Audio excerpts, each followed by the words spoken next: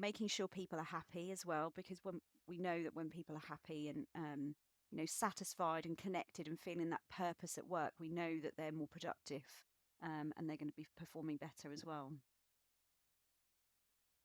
Having worked on the inside of retail, what you said there is really interesting for me, because it probably took me 7 or 8 years to get to a point where I was brave enough or confident enough to disregard almost entirely my senior leadership's instructions when taking a new store on. Mm-hmm. And I did that because I knew the same as what you just described, right? It wasn't about the numbers. It wasn't about the metrics. It wasn't about the KPIs. If your team weren't behind you, didn't believe in you, didn't have a path forward, weren't motivated, weren't enthusiastic, you could try everything you wanted, but Mm-hmm. you might as well just chuck the rest in the bin. Yeah, that's so true. And I tried for the longest time. I tried to do it the way I was asked to do it. Change everything. Do a new base rota. The base rotas are wrong. You've got wrong people in at the wrong times. And what I came to realize was actually these people are just being unmotivated. They're not Yeah. enthusiastic. They don't have, nobody talks to them and finds out what they want. No. Nobody helps them progress in their careers. They just become a number. Yeah. And once I hit that point where I was brave enough to say, no, I'm not doing it, the difference in the stores that I ran was huge. Yeah.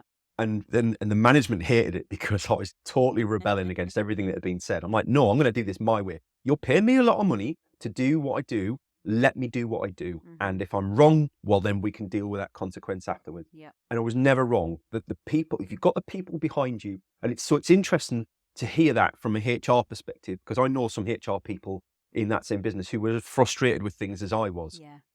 And it's that kind of, you're right, it's sometimes an us versus them mentality from the leadership team downwards. Yeah.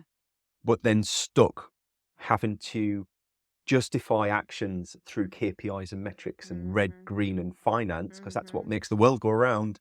Yeah. But actually, you've got to kind of take that away and look at things that are hard to quantify. Mm-hmm. And I think that's the problem for a lot of those people. They come from a world where they used to be able to put a number on things. I know Yeah. what that's worth to me. I know what the return is on that. And you're all of a sudden asking them to almost have faith in something. Yeah.